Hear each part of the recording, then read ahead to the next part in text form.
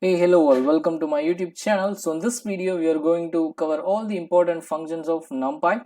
By the end of this video you will be able to understand and work with all the frequently used NumPy functions. Okay, first of all, what is NumPy? NumPy is one of the Python library which supports large multi-dimensional arrays and matrices along with large collection of high-level mathematical functions to operate on arrays. Okay, and why NumPy uses very less memory to store data, and NumPy is faster due to its vectorized operations, and it is one of the basic library in of machine learning or data science or AI. In fact, many libraries that we use in machine learning today are built on top of NumPy, so it's good to have the knowledge on NumPy. Okay, so let's get started. Let's first create an array. Array can be created in multiple ways, and let's see some of them. And I'm gonna say, to use NumPy, first we need to import it. So I'm gonna say import NumPy as np.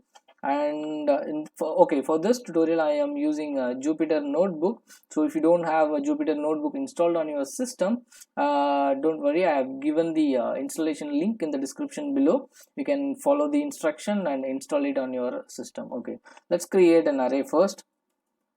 Array creation. So in this case I'm going to create a list first, and I'm going to pass this list to the NumPy. np dot, to create a NumPy array you need to say np dot array, and then you will pass the list. Okay, and you have an option to specify data type also. np dot int, this will create array with integer values. Okay, let's say you want to pass the values directly. Yes, you can do that. You can do by array 1 2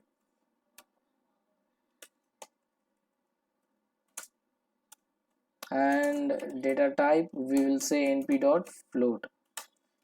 Okay, so now we have the array b with float values.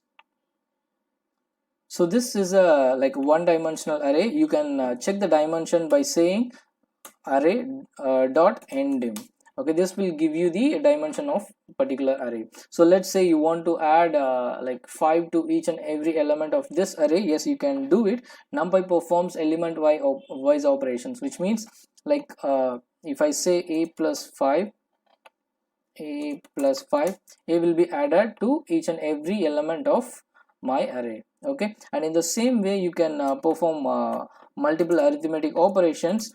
So those are the functions available in NumPy. Okay, this is one way of performing arithmetic operation, and the other way you can do is like np add. In case if you want to add a and b, we can say a comma b. So 1 2 3 4 5 1 2 3 4 5. So you have to make sure that array has the same shape. So in this case it has added a and b. Okay, in the same way you can perform np dot subtract or np dot divide or np dot multiply and np dot power. All these operations you can perform using NumPy.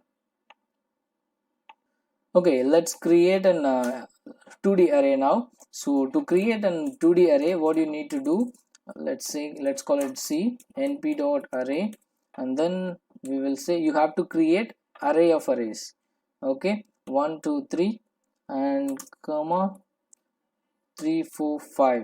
So now our 2D array is ready, and if I say c dot ndim, so it displays 2, which means it is a 2D array. And along with this you can perform like many array analyzing operations. Let's say you want to check the data type of the c array. You can say c dot data type, it is integer, and also if you want to change it as we were doing before, you can change dtype equal to np dot float, shift enter, and now it is float. And also you can check the size of the array and c dot size. So totally we have 6 elements in this array, so that is what it has written. And let's say you want to check the shape of the NumPy array, you can say shape. so which is 2 by 3. We have 2 rows and let me display. We have 2 rows and 3 columns, so that's what we are seeing in the screen. Okay, and let's say now we have float array, right? So let's say you want to convert this to into an integer. You can do it just by saying np.htype and np.int. so let's assign this to a variable. Okay, as type np.int. Okay, we need to say we need to give our like variable name here. It should work now. Now if I see d, it is just an integer, not a float array anymore. Okay, so and at any point of time, if you don't know how to use like what are the parameters you need to supply to one particular function, what you can do is in Jupyter notebook, just click within the parentheses and shift tab. So this will give you the detailed documentation about the function. Okay, you can read the documentation and give your input like according to it. Okay, so let's say you want to now this is not a list, right? It is a NumPy array. If you want to convert this to a list, you can do it. You can say e equal to np dot to list, and you will give the variable here. Okay, so even here it is d list. Shift enter. Now if I say e, now it is e dot. Okay, let's say the type e, it is a list. So if we check the type of d, it is a NumPy array. So that is how you will convert a NumPy array to a list. It will like create a nested list. So yeah, so that's how it works. Okay, now our e, okay, let's go back to the d. Now our d has these many elements. So let's say you want to fetch only this element. What you can do is you can say d, it is in first row, right? It counts from 0 comma 1, so which is 2. This case first row and second element it has like returned. So let's say you want the entire first row, you can say 0 comma 1. So this will give you the 0 colon 1. So this will give you the entire first row. And let's say you want only the second column. You can, what you can do is you can do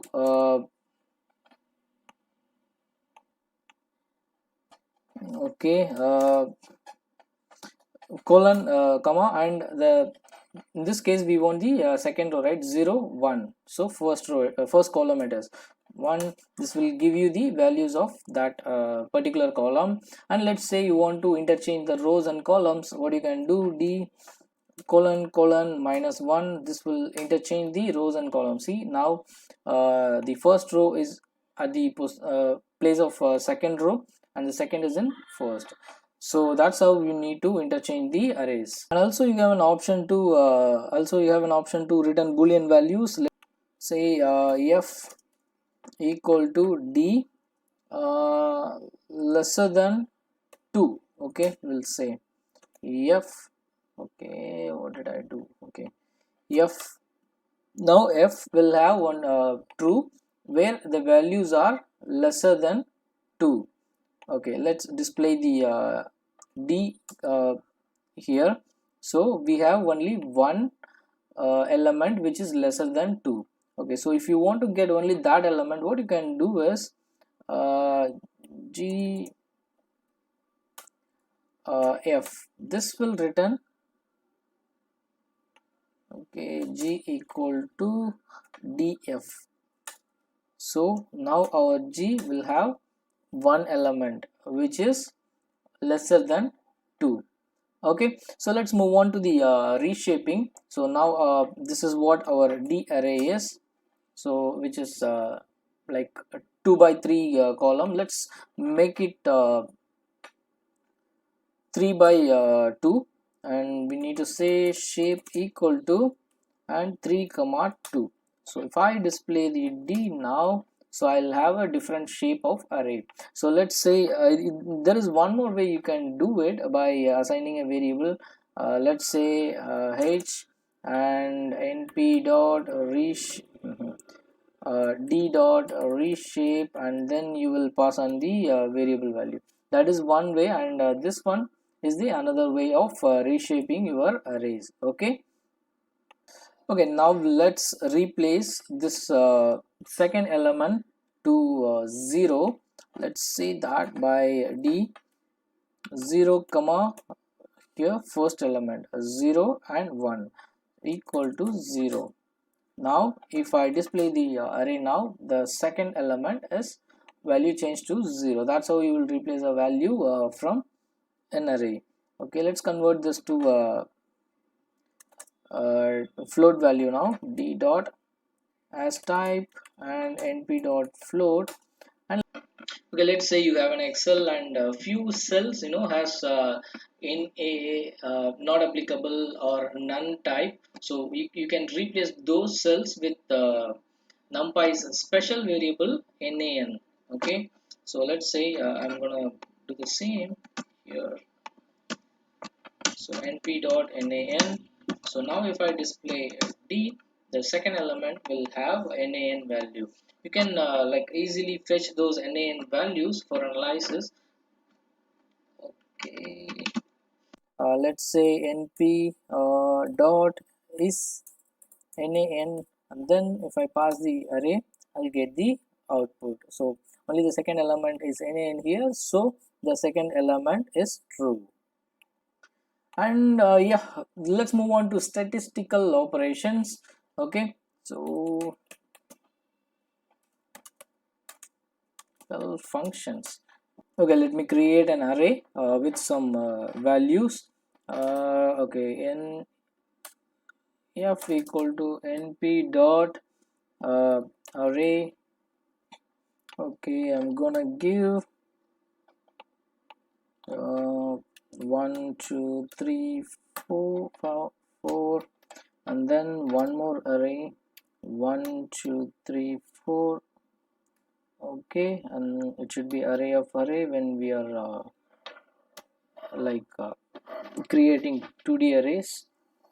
So shift enter. Now this is what our f array has, and let's find out the mean. F dot mean, shift enter. The mean of f array is 2.5, and if you want to find out the standard deviation, you can do by std, and if you want to find out variance, you can say var.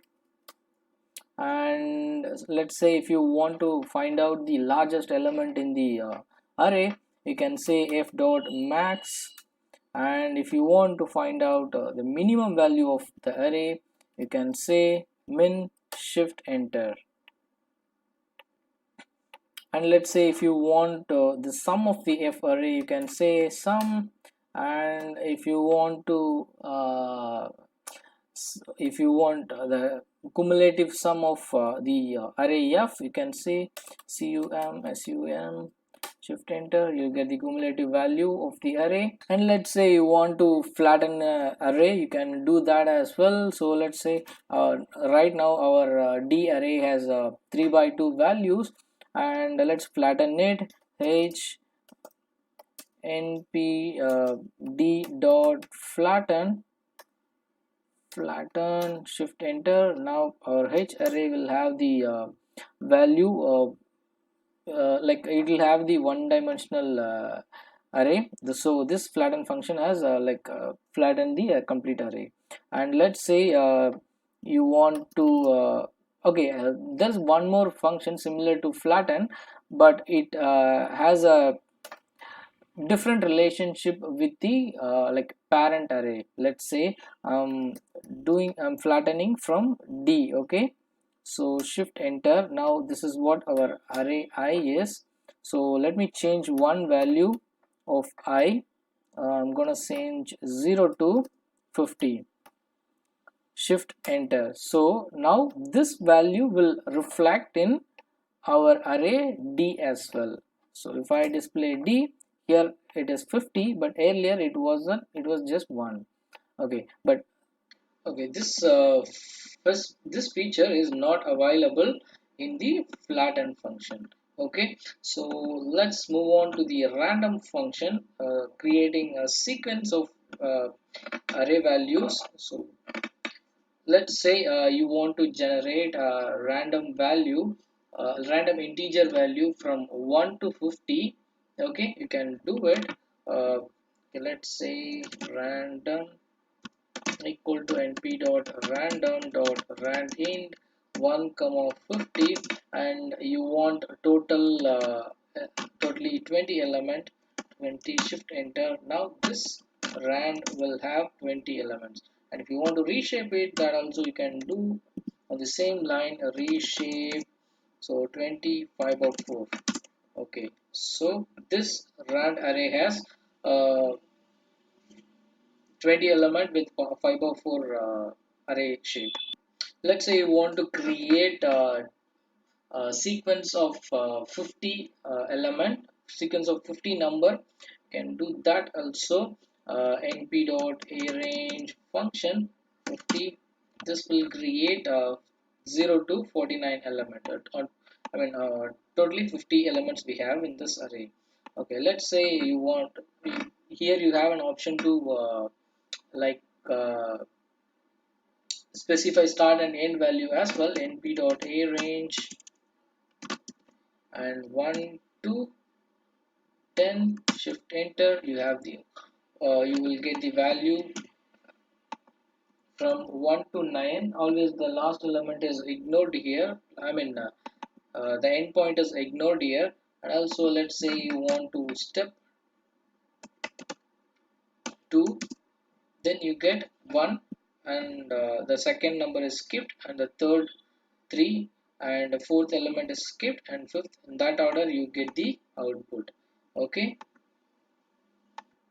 and if you want to get a normal distribution value, you can like get that as well. The function is nb random dot randn. This will give you normal distribution values. You can specify the size. So initially we get like if you want 50 value 50, so you get 50 elements here.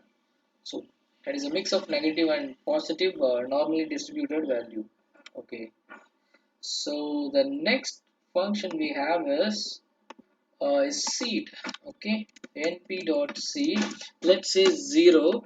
So let's go with the rand int function. Okay, so where it is, okay, here it is. So let me copy this and paste it here. And okay, it is not np seed, random dot seed. Okay, the seed value I'm gonna say 0, and through this random integer I'm gonna like print random integer 20 random element between 1 2 and 50 values. Okay, so the use of seed is that whenever I run the program with this combination, I get same random values. The values won't change unless you change the seed value. It will return you the same random numbers. So if I say 1, I get a different value. But if I execute this combination anywhere in my code, I get the same random value. If you compare, the random values will be same. Okay, so that's all about seed. You can use seed with all the random functions. Okay, randint, randn, and rand. So you can use pretty much with all the random functions. Okay, the next function we have here is np dot linspace. This will return a float value for the given start and end point. Okay, let's say the starting point is 1 and the ending point is 20. I need 50 not 50, by default it returns 50 floating point. Let's say I want only 5 floating point. This would give 5, this would return 5 floating point. The beauty about this is like each and every value would have the same equal space. Let's say for example 1 to 5.75, how much ever the space we have, the same difference will be having between each and every element. Okay, so that's all about linspace. And if you want the return step, you can say ret step equal to true. So in this case the difference between each and every value is 4.75. okay, so that's all about linspace. Let's move on to some filling values. So filling function, so let's say you want to create an array with only zeros. Okay, you can say 5 comma 3 5 by 3 array only with 0. Let's say you want to create values with only ones, you can do that as well. Once, shift enter, it will have only one value. And let's say you want to fill your 5 by 3 array with some let's say 8 or some values, you can specify that as well. Okay, full it is. Shift enter. Okay, so yeah, and also you can create empty as well. Empty 5 or 3 and shift enter. Though it has one displayed, literally in memory it doesn't have any values, it just allocated the memory, that's all. Like maybe once you have the value, you can update this array with your values. Okay, next function we have here is tile. Tile used to repeat the arrays. Okay, let's create an array called k np.random.randint, starting point, ending point, and the size I'm gonna say 30, let's say 20, and reshape this to 5 bar 4 array. Okay, so this is how our k array looks like. And then I'm gonna use tile function to repeat this array 3 times. Okay, let's say k, and if you want 3 times, we'll say 3, and I'll route this to L. Okay, now if I display L, I'll have this k array added 3 times horizontally. Okay, so that is the use of tile function. And we have one more function which is a repeat. Okay, repeat makes the repetition element wise, not the array wise. In tile we have the repetition array wise, but here in repeat we have the repetition element wise. Let's say repeat, and I'm going to pass the our array k, repeat k, and then I'm going to say 2. So as you can see, it has flattened the output and repeated each element twice. So that's the use of function repeat. So once the repetition is done, you can reshape this array to according to your requirement. Okay, let's say p in this case. Okay, shift enter. So p has all these values and it has totally how many elements, we can say that by p dot size, it has 40 element. I'm gonna make reshape this to shape equal to 10 by 4. Okay, now my array is in this shape. Okay, it's huge. So we have one more function called unique to identify the unique numbers. Let's say np dot unique, will say p, shift enter. So it has written only the unique numbers that are available in our array p. And also you can take the count as well.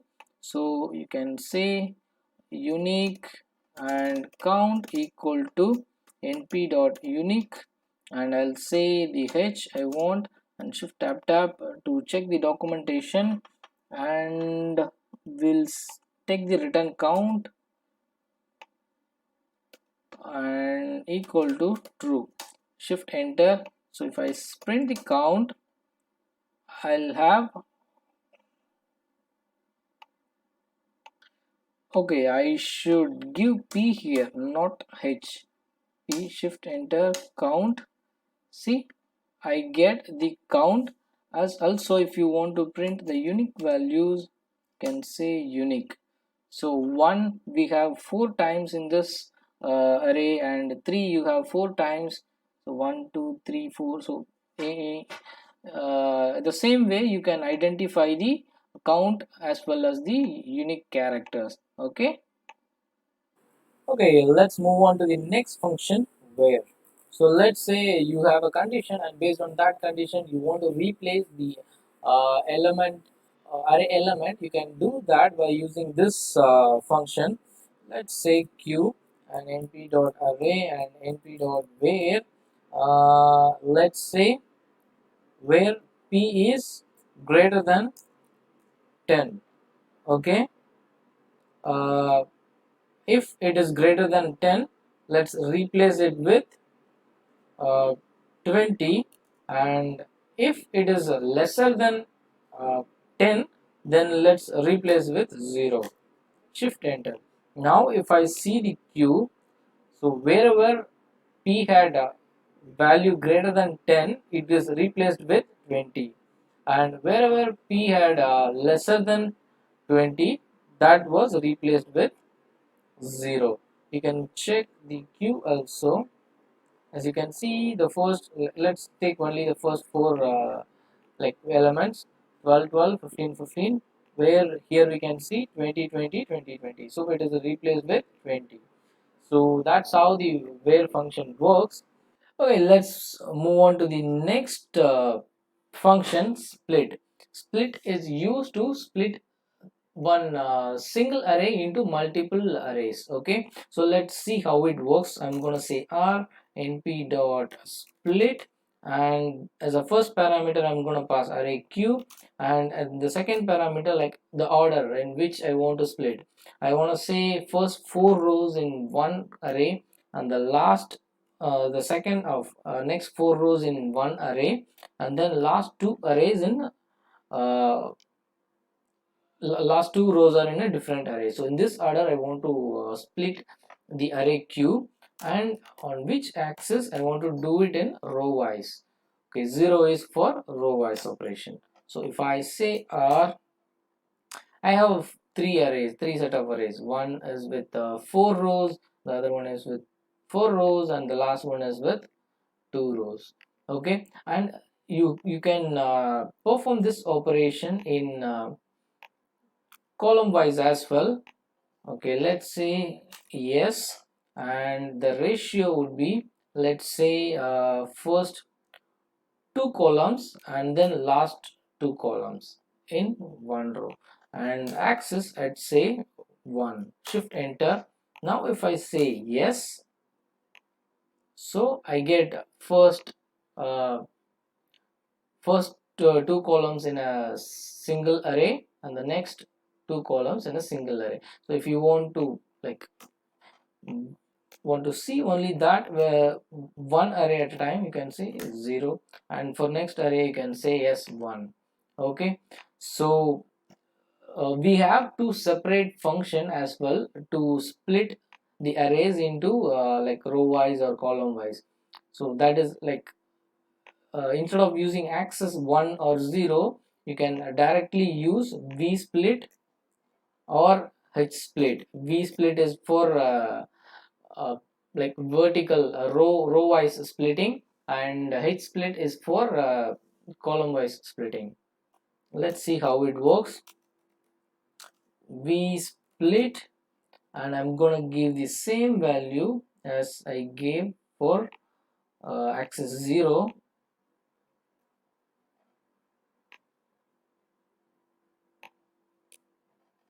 and shift enter.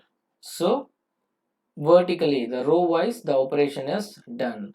So in the same way, if you want the operation to be done in the column wise, instead of saying axis 1 in the split function, you can directly say np.h split, and what we said 2 comma 4, right? 2 comma 4, shift enter. It has split the q array into two different arrays. Each array has two columns now. Okay, so that's all about array division. Now let's move on to the just opposite function of split, concatenation. Okay, so we have these two arrays in S0. We have like 10 rows and 2 column array, and in S1 we have the same shape of a array. So let's concatenate these two arrays using function concatenate. Np dot concatenate, and like a same like a split function, first we need to give the arrays, and this time we have S0 and we want to merge S1. S0 and S1 we want to merge, and the axis, when I say 0, it acts in a row wise. Okay, so after this row, this S11's first S1's first row will be added, like it happens vertically. Shift enter. As you can see, now our array shape is 20 bar 2. Okay, so let's say you want to add the variable in a column wise, you can do that as well, axis 1. So now the operation is done in a column wise. So instead of using axis 1 or 0, same way like split, you can use the direct functions for horizontal concatenation or vertical concatenation. So for horizontal uh, merging, we use hstack, and let's give the same value. Shift enter. So the operation is done in a horizontal order. Okay, let's say you want to do it in a vertical order. Even that you can do. It is np dot vstack. Np is NumPy. Okay, so that's all about like merging two arrays or dividing arrays. So now let's move on to the next important topic, file handling using NumPy. Okay, file handling. So if you want to read any CSV file, you can say np dot genfromtxt, and then the first parameter you give the file name, CSV file name. So in this case, let's take this file name, headbrain.csv. Okay, that I have in the same directory. So I'm giving headbrain.csv. Shift enter. Okay, what happened? We need to give delimiter as well. So we'll say delimiter equal to, in this case it is comma separated file, so I'm giving comma. And also let's skip the header. Skip header. To skip the header, you need to say skip underscore header. We have this header in the first row, so I'm gonna skip the first row. Shift enter. So now if I say data 0, I'll have 1 2 3 4. Okay, to remove this 64-bit notation, what we can do is we can say set print option suppress to. Okay, we'll say np dot set print option suppress equal to true. Okay, what happened? What happened? Suppress, we'll say shift tab will see the parameters, and it is okay. I misspelled it. So let's say suppress equal to, shift enter. So now if I say, I'll get the actual value here. Earlier it was 64-bit floating point. Now it is like we get the proper value now. Okay, fine. So let me open the okay, fine. If you want to check all the uh, first column, you can say 0 here, so it will display the entire first column. And if you want to display the second column, second column, you can say 1 to display all the second column. So this is how you will read a CSV file into an NumPy array. So once it is loaded into as a NumPy array, you can do all your processing, and then finally you can save it as a text, or you can save it as a NumPy format, NumPy file format. It is NPY. Okay, so and also just keep the cursor inside this parenthesis, and give shift tab. So this will give the documentation of genfromtxt. It has a lot of parameters, you can use it along with so we cannot go over each and everything, but I have covered this function very detailed in one of my NumPy tutorial. You can go and check those videos. Okay, so okay, fine. Now let's save this file as a, what do we say, text file. We will save it np dot save txt, and here we will shift tab. First we need to give the file name and the array we need to give. So first file name, I'll say head grind dot txt underscore 1. Okay, and the array is data, and so delimiter, it is comma here, shift enter. So this has created a new file in my home directory, head grind underscore 1. This will have all the details of my data. Okay, so if you don't want scientific notation to be written in the text file, you can just format it fmt equal to percentage. Okay, I'll shift tab. There is a standard format we can use. Okay, so it is percentage dot 2d, shift enter. So now if I open the file, I'll have the actual value. Okay, so yeah, that's all about reading a CSV file and saving it as a text file. Now let's save the data into a NumPy file.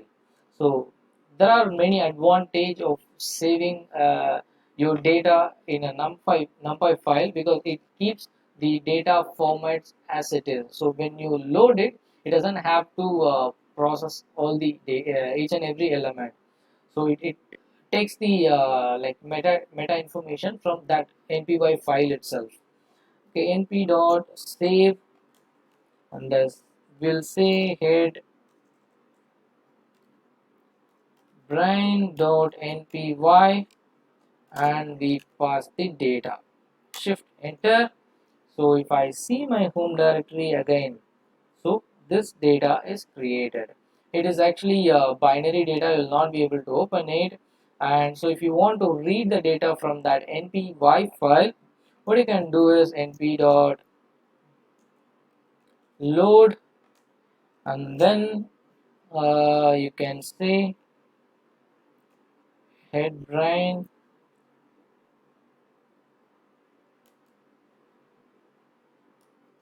Okay, here I'm gonna pass it to data 1, shift enter. Now if I display data 1, it has all the values of data 1. Okay, so that's how you will save a file in npy format and read it from npy.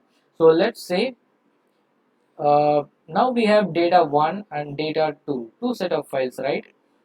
So there is one more format we can use in NumPy file format, which is npz.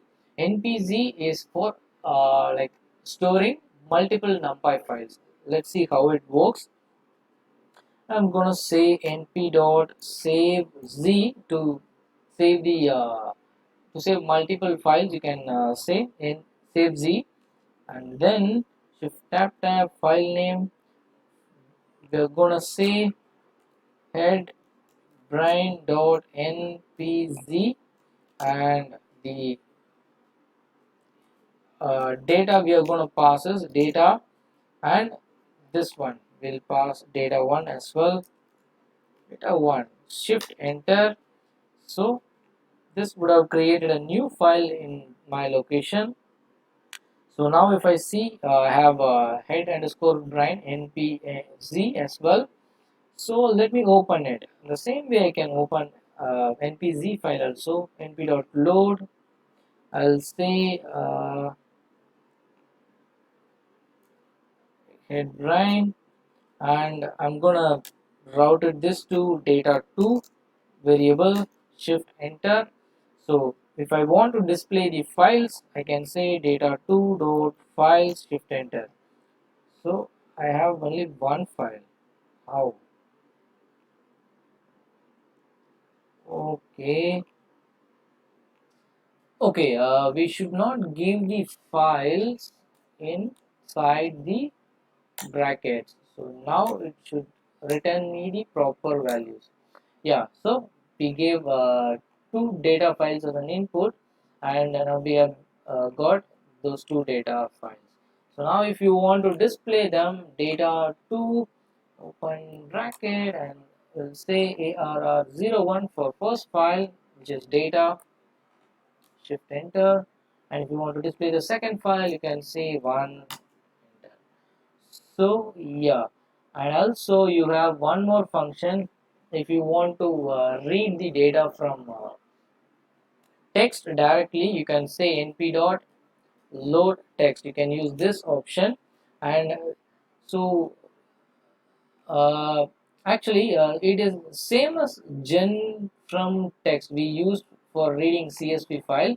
So the only difference is that genfromtxt can handle missing values, but this loadtxt cannot handle missing value. Let's say you have uh, an empty cell in this CSV. You can always fill it as with filling value. You can give any value and replace that empty cell with some numeric number or something. But here you cannot do. In load from text you will not have those options. So that is the major difference between gen from txt and np load txt. Okay. Okay, let's move on to the most important topic, date handling. So using this function date time 64, you can handle pretty much all the you can solve all the date problems. Let's say you have a date np dot okay, you have a date 2019, and then month will say 10 and the date will say 13, and we'll load it to the we will just pass this uh, date to the numpy function and make it a date format. Okay, let's say our start date equal to np dot date time 64. Okay, and I'm gonna pass this value date. Shift enter.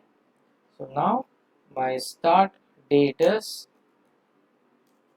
So, and one more thing, you should give the dates only in this format, otherwise NumPy will not accept it. There are multiple ways to convert like dates to this format. I have covered it in my NumPy tutorial series. You can just check those videos. I have covered this topic and broadcasting in very detail. So like it will be very informative. Okay, so now you have the date here, and let's say you want to add one extra date to this date, we'll say start plus 1. So now it is 14. In the same way, if you want to go back, you can say minus 1. And also, let's say you can add time also.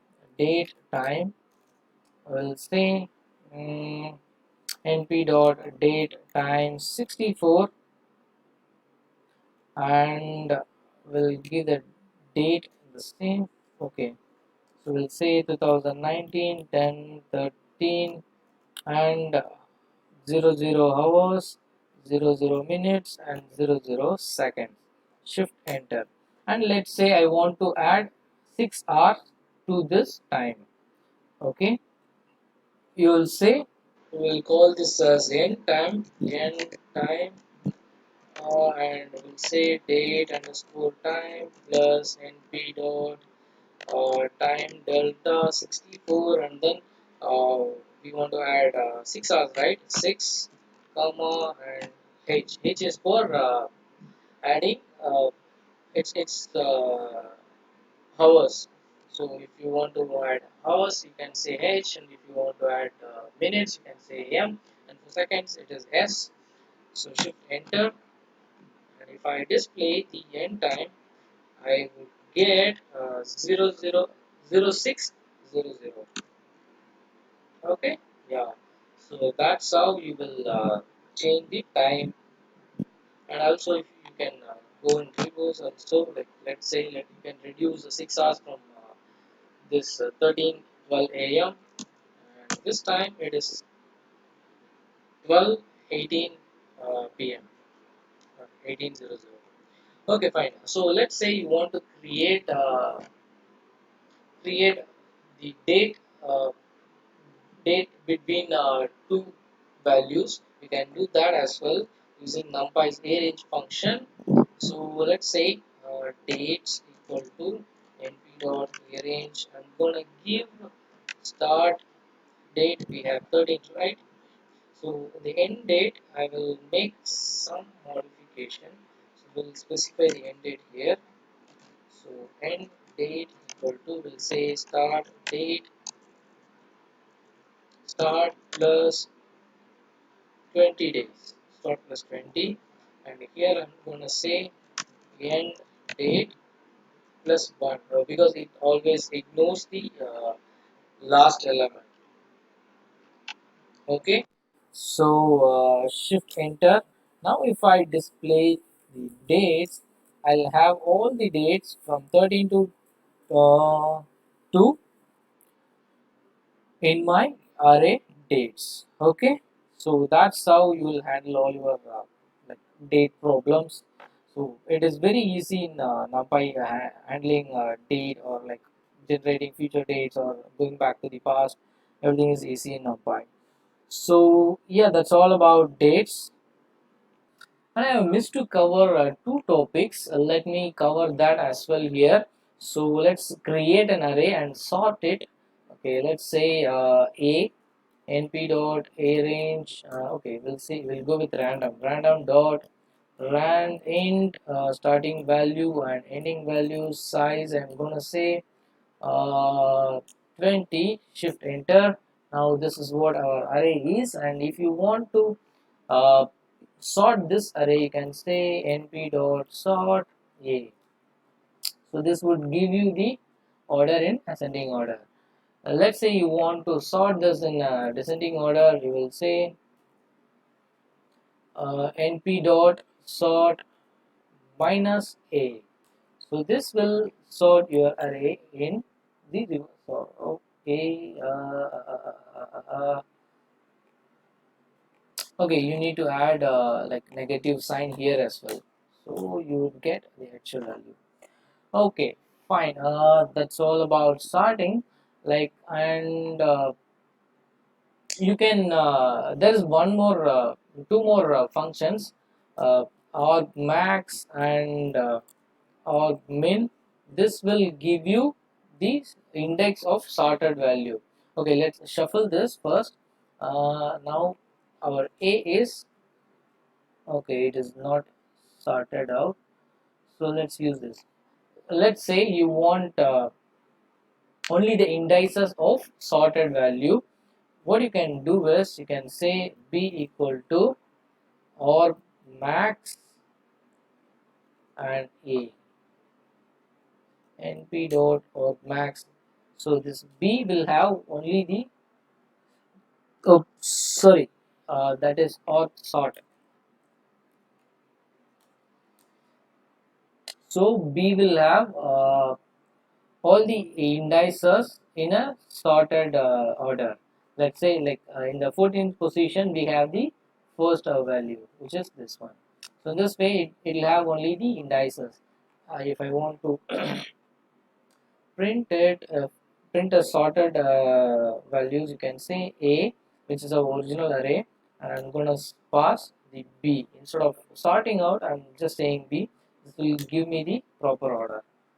Okay, so and also you can find the indices of max largest value of an array by saying np dot argmax. I'll say a here, so which is whatever is in 12th position is the largest one. I am guessing, let's display that,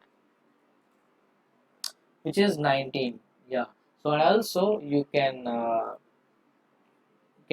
get the min the smallest value as well by saying min a. So a 14, indices 14, we have the smallest value 1, which is okay. There's one more like advanced topic we need to cover, which is broadcasting. Broadcasting is used for uh, performing universal functions between a function on arrays of different shapes and dimensions. Okay, so that is one of the very important topic which I like. I have made a video of that. I have given the link in the description below. You can check that video out for more information on broadcasting. And if you like this NumPy video, give thumbs up and consider subscribing. So that's all for this video. I will be creating pandas video by next week. Thank you all for watching. Have a good day.